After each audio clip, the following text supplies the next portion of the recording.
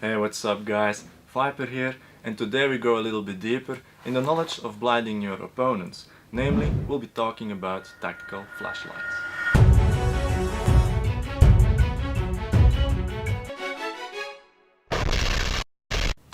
Before we go deeper into this subject, please subscribe to our channel and hit the bell button to get notified so you won't miss out any of our cool videos. Now, like always with these kind of videos, we provide you guys the basic understanding and knowledge needed for these kind of products. This gives you a basis to start looking for this kind of stuff so you don't buy yourself trash. Let's begin with the question, why do you need a flashlight?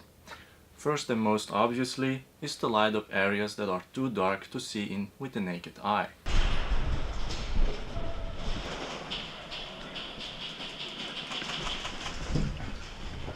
The second reason is to identify targets, and when it comes to airsofters, some really have a shoot first mentality rather than IDing what they are shooting at. And that leads to lots and lots and lots of team kills in our experience. So to all our dear airsoft brothers out there, please see what you're aiming at before you pull that trigger. Now, the third function of a tactical flashlight is self-defense. This means using it as a defensive or an attacking tool. This can either be in the form of blinding an opponent with a powerful flash or using it as a punching tool. Speaking in terms of airsoft, that last one might be a bit too much, I guess. So, that are the whys. Next, what to look out for. First up, if you've been looking for any sort of light before, you probably already heard about things like Lumen and Candela. So what are these terms and why are they so important? Let's start with Lumen first. Most of you probably already know the more lumen, the better when it comes to blinding your opponents. But why is this? Well, the amount of lumen is a unit created to express the total amount of visual light emitted in all directions by a light source. It might be a bit difficult to understand when I explain it like this, but to give you an idea of the difference in lumen, here is the difference between 10, 100, 400 and 1100 lumen. Now, when it comes to the use of lumen, we found an article stating that there are some manufacturers that claim to provide certain amounts of lumen out of their flashlights, while in reality they only provide half of the amount shown on the box. In order for you to not be ripped off by these manufacturers, you want to look for manufacturers that show an amount in what's so-called ANSI lumen. This means that these lights are externally tested by the American National Standard Institute and that the amount of lumen they claim to provide is indeed correct. The next thing you should pay attention to is the amount of candela a flashlight provides. This expresses the peak beam intensity in the amount of light in every part of the light beam, or in English, how bright your light is. To get an idea of the quantity of this, one candela more or less equals the light intensity of one wax candle. So the higher the candela, the more intense the emitted light is. But do notice that the candela amount shown on the box of the product is the one emitted at its highest mode. So that clears the technical term part of flashlights. Now, tactical flashlights can be divided in what we know as normal flashlights, sidearm flashlights, your typical assault rifle flashlights, and some other exceptions mostly specifically designed for one specific weapon model. And of course, there's also the flashlight laser combos, but that's not for today.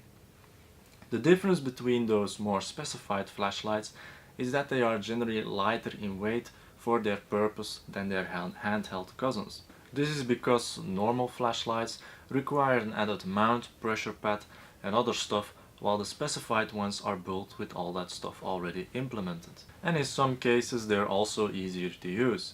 Take for example the sidearm flashlights. It indeed makes them much easier to use than having to use a separate light. Only difficulty is getting a holster that fits your specific handgun and mounted light. But nevertheless, when it comes to all the tactical flashlights in the world, without a doubt, a normal tactical flashlight is definitely the most versatile one you can get. If you think about it, you can mount it on your AR, take it off again and put it in your pocket, use it in conjunction with your pistol, use it to read maps and search for stuff, check your teammate his vitals without pointing a barrel in his face, and so on. Now let's start with the basic features for such a flashlight. The most standard features have to do with reliability and toughness. For this, it is always recommended to have one that is shockproof, so it can handle a beating. Another basic feature you want your flashlight to have is it being waterproof. This can vary to certain pressures or depths. Now, it's not that we expect you to start diving with it, but this will make sure it can handle being wet. Something most people overlook in airsoft is their flashlight being capable of handling recoil. Again, if your gun has some sort of recoil, whether it is being one generated by an electric system or gas, make sure the stuff you mount on your weapon can handle that force. Furthermore, something that's good to know is flashlights can get really hot in certain areas, especially the ones with a high light output. The reason why is stated in Joule's first law, but the point is avoid touching the area of such a light with this icon when you're using it. To deal with the heat, some flashlights are equipped with a so-called temperature control system to protect the internals and ensure the best performance, which again adds to the reliability factor. So, what more makes your flashlight reliable? One thing is its runtime. Namely, you don't want your flashlight to leave you in the dark when you need it most. Hello? So make sure your flashlight can handle a few hours on its highest level. Any of the lower brightness levels will then surely make it run for days. But be aware that this also depends on the battery you're using for it. Obviously, the more milliampere hour a battery has, the longer it can run a flashlight. A very handy option some flashlights feature is a battery indicator. This will always keep you notified of its status and remembers you to charge it if needed. If your flashlight doesn't have an indicator, make sure to charge your battery before wherever you want to go, or get yourself a charged spare one. Speaking of recharging, it's always easy to have a flashlight of which the battery can be recharged with a USB cable. Nowadays you have the option to either charge it through the frame itself, or some batteries can be directly charged after taking it out of the flashlight. This way you won't have to spend money on extra batteries or a battery charger, and thus makes your kit that bit lighter too. Two other very common features you'll find on these lights nowadays are an anti-roll design and a textured grip to prevent you all acting clumsy and avoid damaging it as much as possible. So another thing you want to look out for is the maximum beam distance. Now, don't expect to blind your opponents at the maximum beam distance range, but it will give you an idea of how well your flashlight will perform at nighttime when looking across the horizon to find certain objects, location marks or people. Unfortunately, there is no indicator of what the effective tactical usage distance for flashlights is. So make sure to test it before you try to blind opponents from 50 meters away and actually just present your location to them. Now, when it comes to the additional options for tactical flashlights, there's a lot. So we've made a list of what we think might be important and why it might be important. One of those options that flashlights can have are different colors or wavelengths of light they emit. Some have very special functions like the UV type ones, but when you need a more multifunctional usage, you want to look for either a red, a green or a blue colored light. Red lights are mostly used for nighttime hunting because some animals can't see red light. But they are also good for map reading because it doesn't disturb night vision and minimizes light exposure. A green light, on the other hand, is also suitable for tactical and hunting purposes because a green beam of light can be seen from a side and enhances visibility. And at last, a blue light is perfect for reading maps and charts and can also be used with night vision and navigation devices. So, for the Milsim guys out there, this information might come in handy.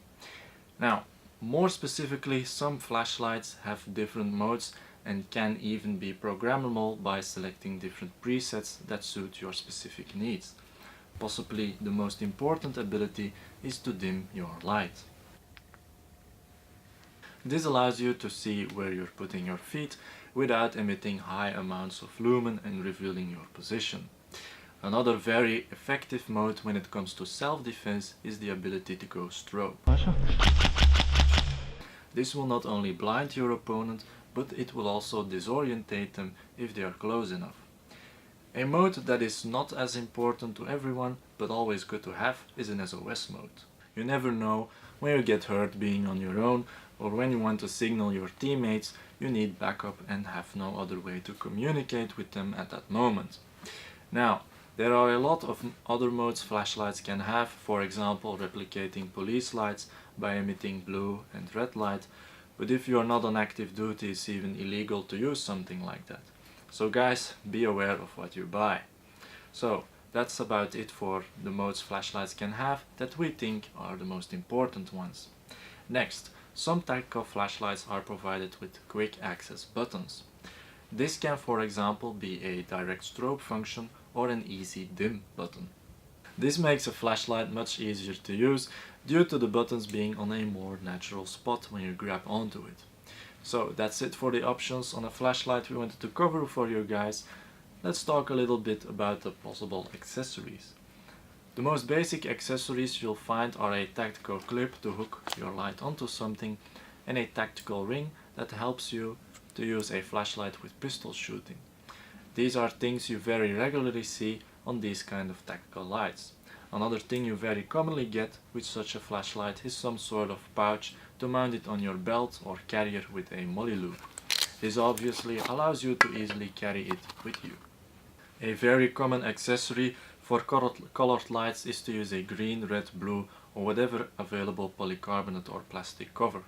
Above their more multifunctional purposes like mentioned before, these might also be a neat option to protect the light bulb against incoming BB projectiles for our airsoft brothers out there, so people might not break your expenses.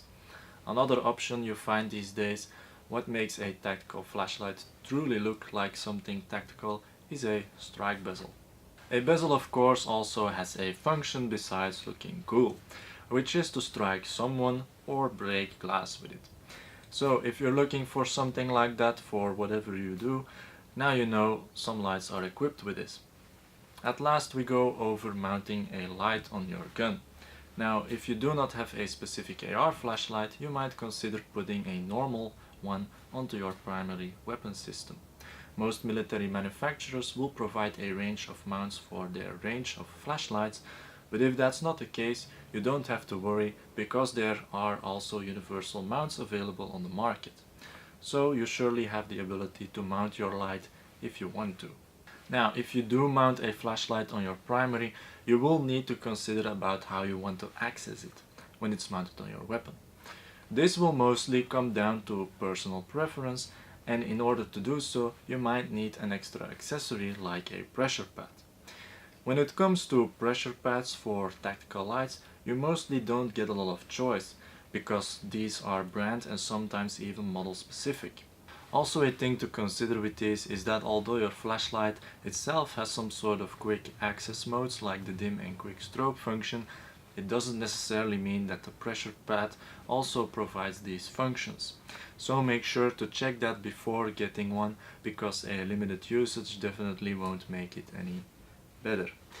If you have some remaining questions about stuff regarding flashlights, ask them in the comments down below.